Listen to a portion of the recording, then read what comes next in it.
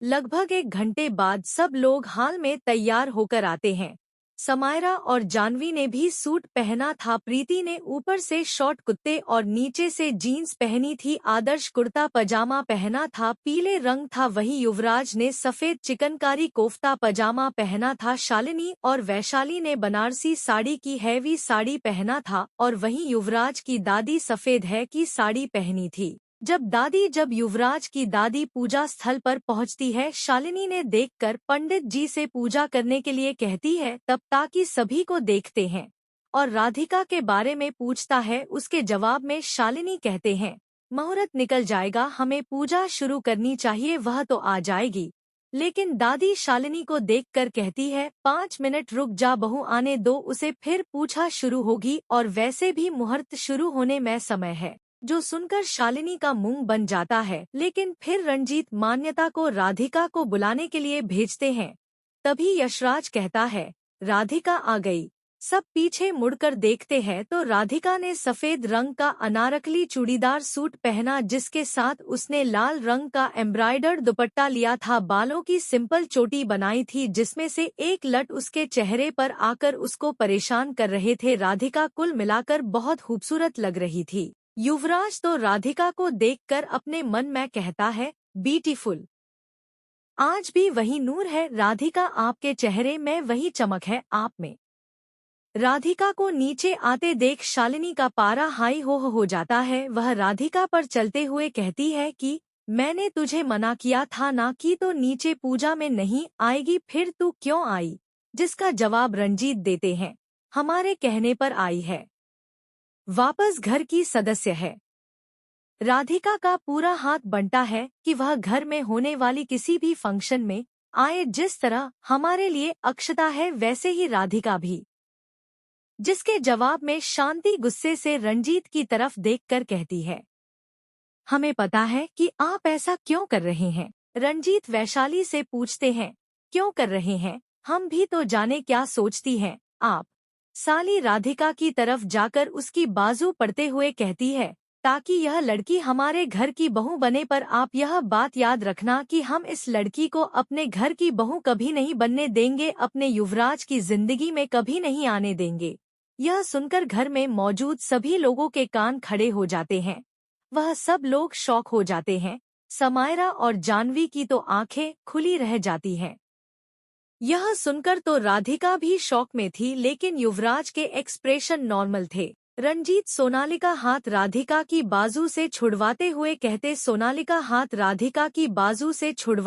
कहते हैं, बिल्कुल सही कह रही है आप शालिनी, हम चाहते हैं कि राधिका और युवराज की शादी हो जाए। हम चाहते नहीं है, लेकिन हम युवराज की शादी राधिका से ही करवाएंगे।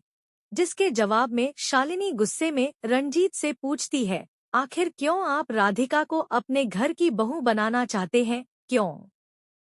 तभी रंजीत की मां शालिनी को कहती है, इसका जवाब अपने आप से पूछ। इससे पहले कि वह कुछ और कहती है, रंजीत शालिनी का हाथ पकड़कर उसे कमरे में ले जाते हैं और 15 मिनट बाद वह दोनों कमरे से बाहर आते हैं। शालिनी की आंखों में आंसू थे। वह जब बाहर आती है तो पंडित जी को पूजा शुरू करने के लिए कहती है। इसके बाद पंडित जी युवराज को आसन ग्रहण करने के लिए कहते हैं। फिर शालिनी राधिका को देखकर कहती है, राधिका तुम भी जाकर युवराज के साइड में बैठो। यह सुनते ही सबको बहुत बड़ा झटका लगता है। वह शालिनी जो कि राधिका से बेहद नफरत करती थी, उसकी शक्ल देखना पसंद नहीं करती थी, वहाँ आज खुद उसे अपने लाडले बेटे के साइड में बैठने के लिए कह रही है। राधिका को कोई हरकत करते ना देख रंजीत खुद ही राधिका का हाथ पकड़ उसे युवराज के साइड में बिठा देते हैं। उसके बाद सब अपने अपने स्थान पर बैठ जाते हैं। पंडित जी पूछ शुरू करते हैं। रंजीत की मां कल्याणी देवी शालिनी के सर पर हाथ तक रख कर कहती है, पुरानी बातों को याद करने का कोई फायदा नहीं, अपने बेटी की खुशी पर ध्यान दो। जिसके जवाब में शालिनी अपना सर हिला देती है, पर कुछ तो था उसकी आंखों में जो कि बाहर आना चाहता था।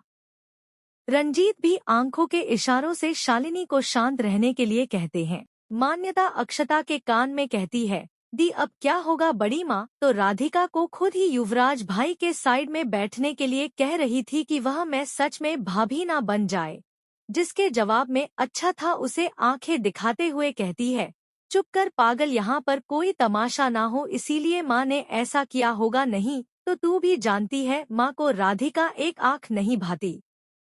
अरे बकवास बंद करो, पूजा पर ध्यान लगा। उसके बाद वह दोनों भी अपनी आंखें बंद कर पूजा में अपना ध्यान लगाते हैं। मगर कोई था जिसका ध्यान पूजा में बिल्कुल नहीं था, वह और कोई नहीं युवराज था, उसका पूरा ध्यान अपने साइड में बैठी राधिका पर था। सचिन पंडित जी राधिका कोई विराज के हाथ पर मौली मानने के लिए कहते हैं, जैसे यह राधिका युवराज के हाथ पर मौली बांधने वाली होती है। उसकी आंखें युवराज की इंटेंस आंखों से शामिल है, जिसमें देखकर बाइक सेकंड के लिए सब भूल जाती हैं। पंडित से वापस राधिका को मौली बांधने के लिए कहते हैं, जिसके बाद राधिका युवराज को मौली पहनती है। जैसी ही राधिका का हाथ युवराज को छूता है, उसकी आंखें बंद हो जाती है और होंठों पर मुस्कान हो जाती है, जो कि आदर्श, रंजीत और शालिनी से छुपी नहीं थी। और वही हमारा जलकर राख हो गई, लेकिन जानवी के समझाने पर शांत बैठी रही ताकि उसका इम्प्रेशन घर वालों के सामने खराब ना हो।